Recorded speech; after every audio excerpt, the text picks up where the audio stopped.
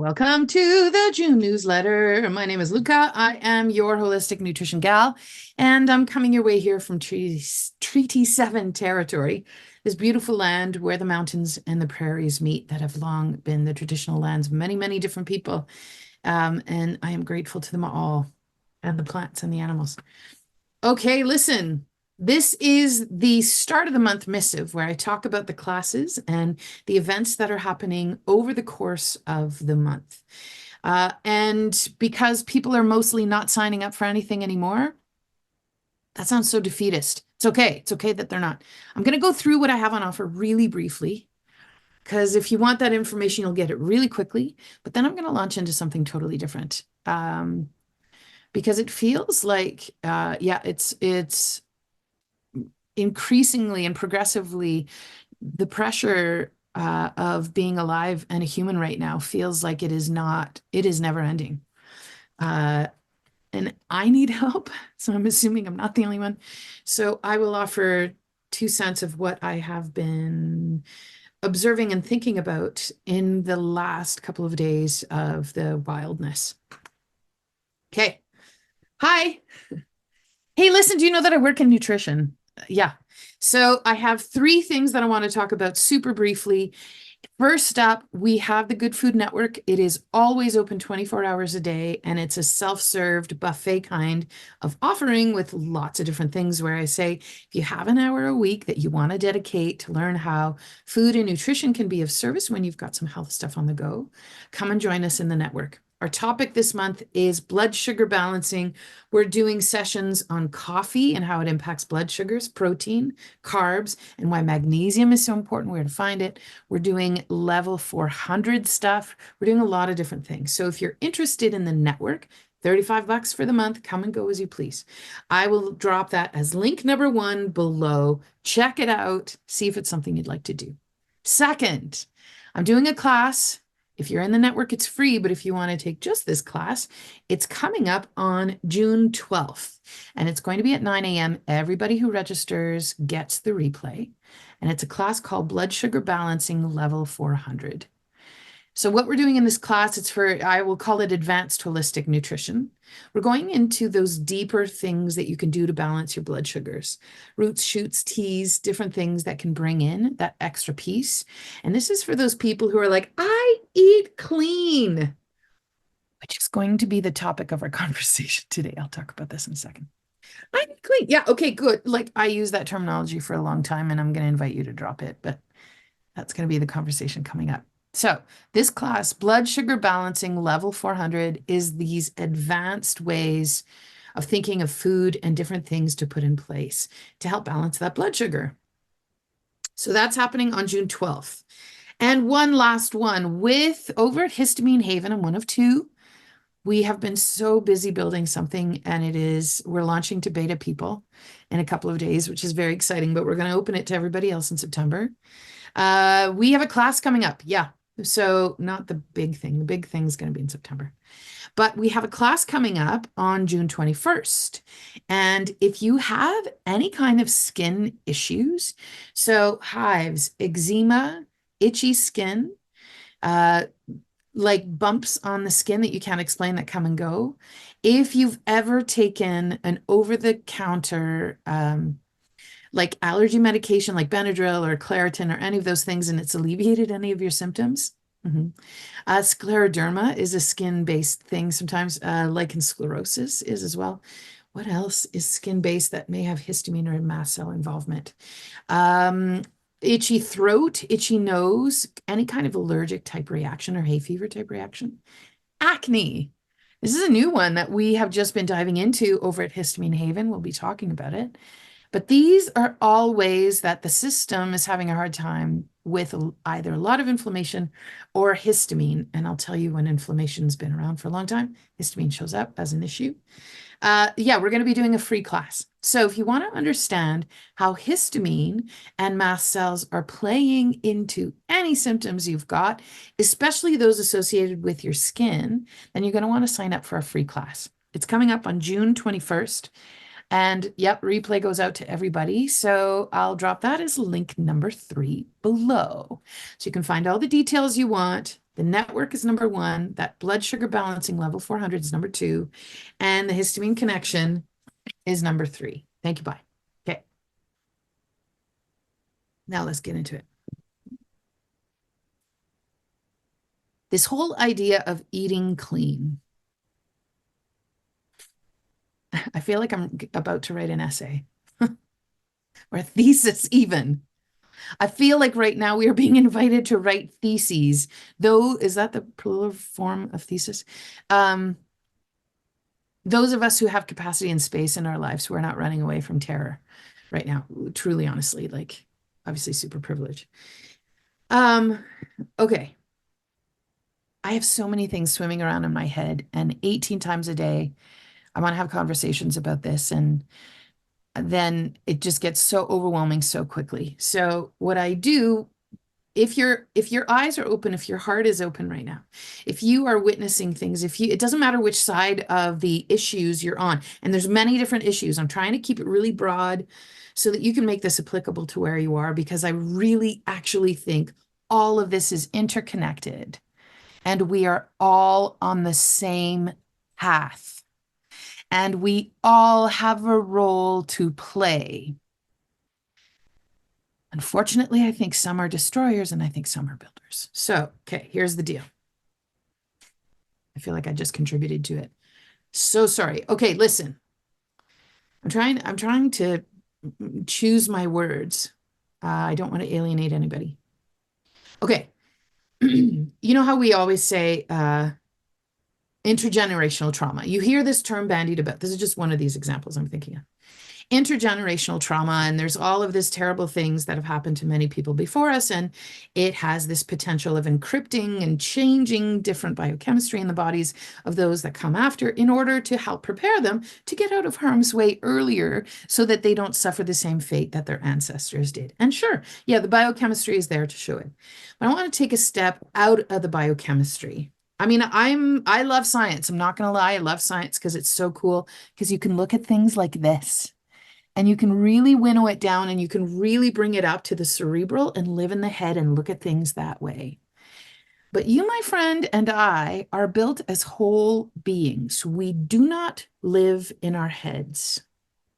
We should not be living exclusively in our heads. To be a human right now is to, from whatever point of view you're looking at things, wherever the atrocities are happening around the world, and whatever your viewpoint, there's a point of view we are all commonly feeling like, why are so many people being attacked? Why is there so much like taking and destroying happening on many different levels and restricting people from different things? Okay, going back to that ancestral trauma, do you know that if you're going to like inherit that ancestral trauma, you are also going to inherit ancestral wisdom, first of all. So sit with that for a second. Yeah. And further to that, one more step. You are the ancestors of tomorrow. One day, you will be playing a role in someone's story many generations from now, whether or not you're tied to them through blood, energetically. If you're like, I'm off the hook, I don't have any children, you are not off the hook. Nope. You are a human where you are interconnected in this super wild, complex, beautiful, orchestrated web of people. And you interact with other humans every day. Even if you're in your head and you're living in your house and you don't talk to humans. I don't talk to many humans. It's not true. I do talk to a lot of humans. I just talked to 3,000 over the weekend. Anyway. Okay. So I just want to plant that seed, because this is the thing. There's everywhere you look, it really feels like, I feel like no one is talking. I feel like no one is listening. And you hear this message a lot from people saying, how come no one is talking? How come no one is listening?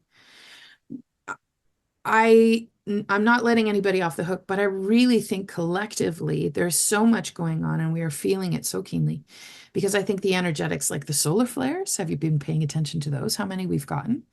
The solar flares are illuminating the darkness. And it feels like there's so much darkness coming to the surface and it's insurmountable. And I'll tell you one of my theories behind it, and you can agree with me or not, but it is to showcase that the old way of doing things has, for a long time, the benefits and the ways of getting to what it is that those in power want has been shrouded and you don't see the destruction of it.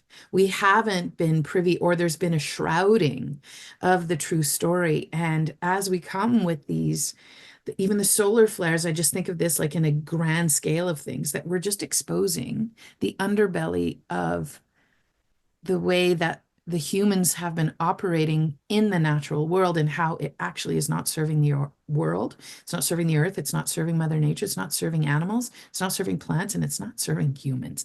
It's serving a select few, I think. And it has very well for a long period of time. And there is, that's a whole other topic, right? So I think what's happening is we have to look at it as it's coming to the surface. And that's why it feels like, does it feel like there's so much? There's always been a lot of destruction. There's always been a lot of taking, and there's always been a lot of warring. There's always been a lot of mine, mine, mine, don't, it's not yours. I'm dividing. I'm better. You're worse. No, I'm better. Okay, well, actually now I'm in power, so I'm better. Okay, well, now I'm in power, so I'm better. And that has gone on for millennia. And it's how humans are. And I think if we continue, then I think we might write ourselves off the planet. So, which I don't think is what Mother Nature wants. Oh my God, I'm going to get myself in deep here. Okay, whoops. Here, taking a step back from all of this. Okay, that's nice. What can I do as a single person up in the corner by myself? So I just want to be clear. I've said this before. I don't know that you single-handedly can upend everything that's happening and fix the world. And I think it's, wow, you have a really big ego to think that you could do it by yourself. Therefore, you're off the hook because you can't. First of all, get over yourself. I'm 50. My filters are gone, friends. Okay, anyway. Yeah, there's that. But let me add to this. It is a complicated web, and you are not expected to take down the entire web, but you are expected to pull your own thread in the corner of the room that you're in. And we are all collectively here to pull down the thread. I don't think it's by accident that we have that this amount of stuff is coming to the surface for us to observe and to process and to compost. We are here to compost. I don't think it's by accident that we are in large numbers as a human species right now, because I think we're here to compost. I think we are the composters. And I think part of the invitation is now to actively compost what we're able to compost in our corner. And I'm going to give you a couple of ideas and suggestions. Then I'm going to read a poem to present a different point of view. Our family's long been involved in the Waldorf school. And sometimes when there's unknowns, there's this invitation to wonder. As opposed to, I don't know, I don't get it. I need answers. I want. There is this creation of space for wonder. And I hope this poem is going to help create the wonder that may invite you to figure out what your piece is. Because your piece is going to be your piece and you get to decide what it is. And my piece is my piece. And my approach into it is my approach. But some of the overarching themes that I think can help us along, if you need any kind of direction, you're like, what is happening, Luka? What are you talking about? Can we de-escalate the war talk in our own talk first? Where can you de-escalate war for yourself in your own world? That will look very different for each person. One of the ways that I am actively working at it right now, I had a friend who was over at the house a couple of days ago, and I know this friend is also a super neat freak. And as they were standing in the front entrance, I was thinking, oh my gosh, she's probably thinking that this is a total mess. Oh my God, Luka, you haven't cleaned your floors. And I'm in my head. She hasn't said a thing. She's probably not even noticing. But in my head already, I'm like, oh my God, she must be so mortified for me and be like, wow, I guess Luka's really overwhelmed. Her floors are disgusting and there's debris all over the front deck. And there's all these things just as she's coming in the door. And all I was thinking was, damn, I wish I had 20 minutes before she came over to clean my house. So at least she would be comfortable and she wouldn't be, she would have the cleanliness that she requires for her to have her soul at peace. Well, that's nice little talk you did there, Luka. You shrouded. First of all, my friend didn't say a frickin' thing. And when I checked in with her after, she was like, I didn't even notice. But the war talk was mine. I instigated it. And I gave a war voice to my friend who came over.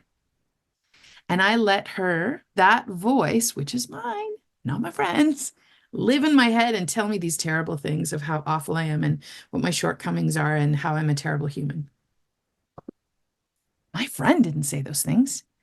Good Lord, I'm a jerk. I am a jerk to my friend. I was an absolute jerk. Oh my God, I continue with the war talk. Whoops. Okay, wait. I wasn't a jerk to my friend. I was putting myself in their position with this impetus of wanting to make them feel comfortable so they wouldn't be uncomfortable because I know how much they like things clean and neat and in their place. At their house, they do. At my house, they don't care. I don't know why. I think it's up to me to make sure things are in place in my house for her when she comes over. There is an incidence of war talk. And so I will not clean my house when she comes over next time. I will clean my house when it's time to clean my house. And I will care for my things because I care for my things. And that's all.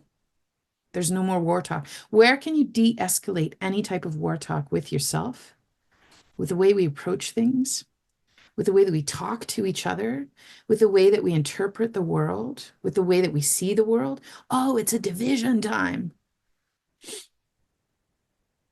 Mm-hmm. That's war talk. It's always about dividing. It's about fear. You just added to the fear. And yeah, maybe that's totally true.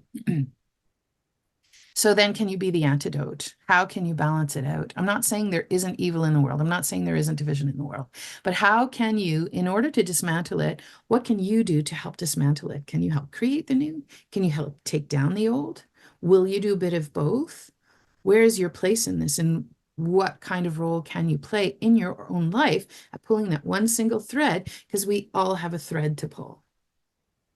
Could that potentially give you a little bit of direction? Okay. Before I get too wordy, I'm going to read you the poem because I could talk about this for hours. So this is from a book called Good Poems for Hard Times, and it was selected and introduced by Garrison Keillor.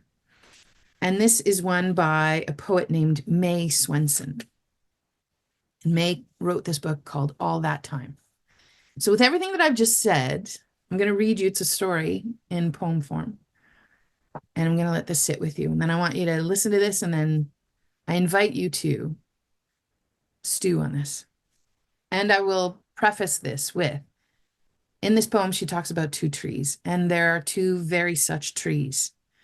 In Edworthy Park in Calgary, for those who are in and around Calgary, it is on the south side of Edworthy Park, but where the dog run is, there's like 3 parking lots where the dogs are at the top of Sarcee.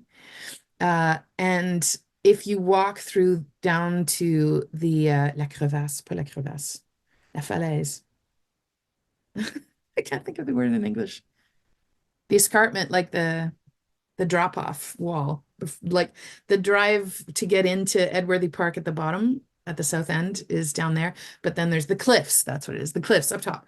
So where the dog walk is, in the dog park area, there's like these 3 big fields where the dogs walk. But on the edge of the escarpment or the cliff, there's like a strip of trees, a tiny little mini forest in there. About 2/3 of the way down are 2 trees exactly like they're described in this poem.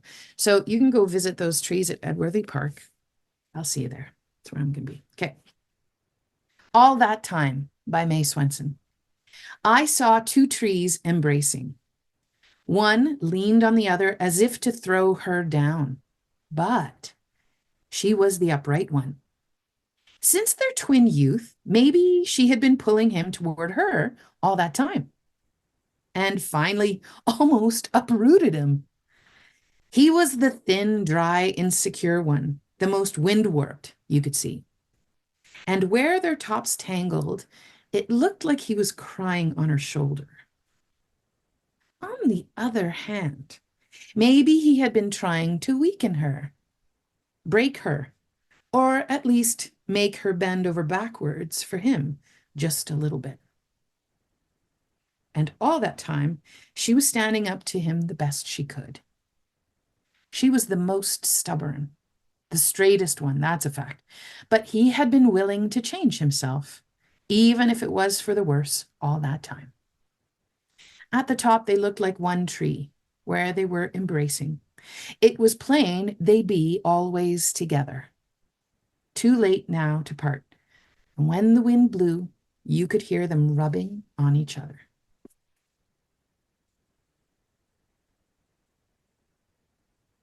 Thanks for tuning in. Thanks for listening right to the end. I wish you a delightful day. See you again, and hope to see you in the network or somewhere along the way. Salut, à bientôt.